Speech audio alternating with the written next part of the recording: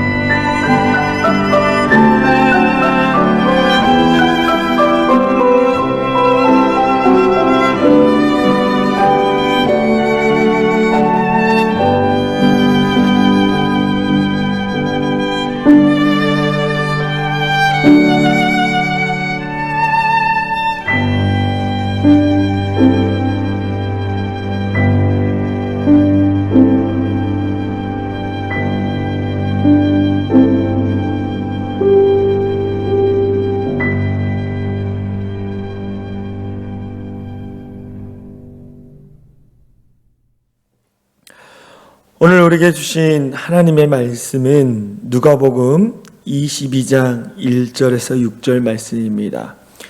누가복음 22장 1절에서 6절 말씀, 제가 하나님의 말씀을 봉독해 드리겠습니다. 유월절이라 하는 무교절이 다가오매 대제사장들과 서기관들이 예수를 무슨 방도로 죽일까 궁리하니 이는 그들이 백성을 두려워함이더라.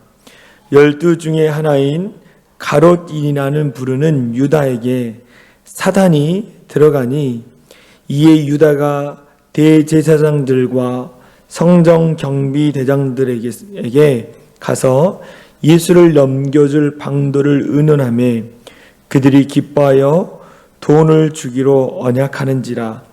유다가 허락하고 예수를 무리가 없을 때에 넘겨줄 기회를 찾더라. 아멘. 오늘 고난주간 특별 새벽기도에 나오신 우리 사랑이 창일한교회 성도님들을 사랑하고 축복합니다.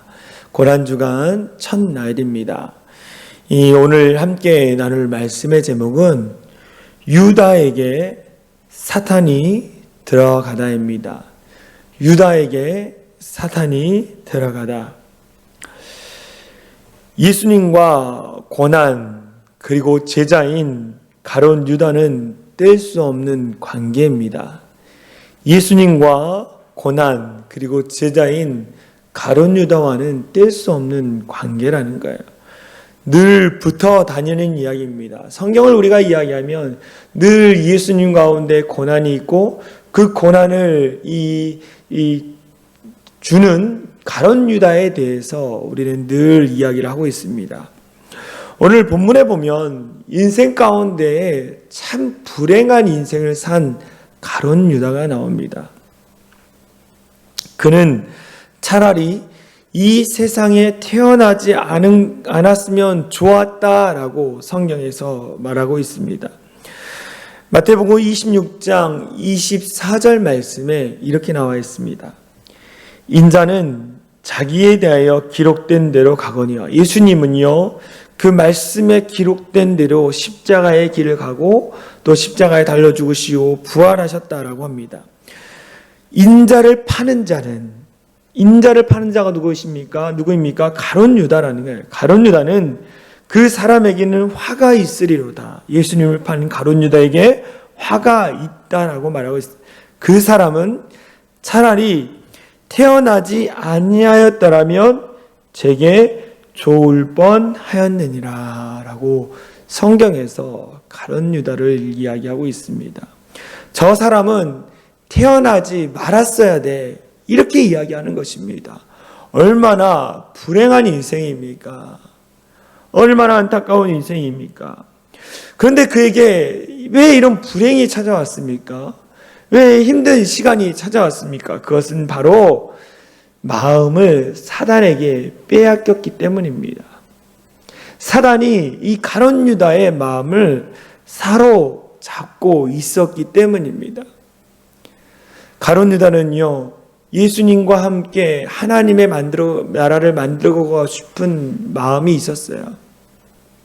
그 한편에는 이 로마로부터 해방되어져서 자기가 예수님이 왕이 됐을 때 한 자리를 차지하고 싶어하는 그런 욕구의 마음도 있었을 것입니다.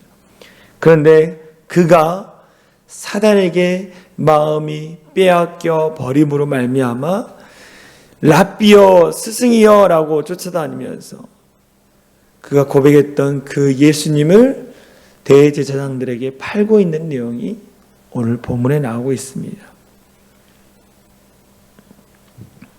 누가복음 22장 3절에는 이 가룟 유다의 마음에 대해서 이렇게 얘기합니다.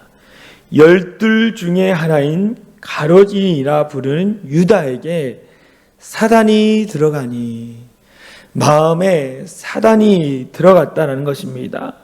그는요 늘 기도하고 깨어있음으로 말미암아 사단이 틈을 타지 못하도록 해야 하는데 그 마음 가운데에 사단이 들어왔다라는 거죠. 무엇입니까? 영적인 잘못된 길을 걸어가고 있었다라는 거예요. 늘 깨어 기도하고 말씀 가운데 중심을 잡고 있지 않고 마음에 틈을 주었다라는 것입니다.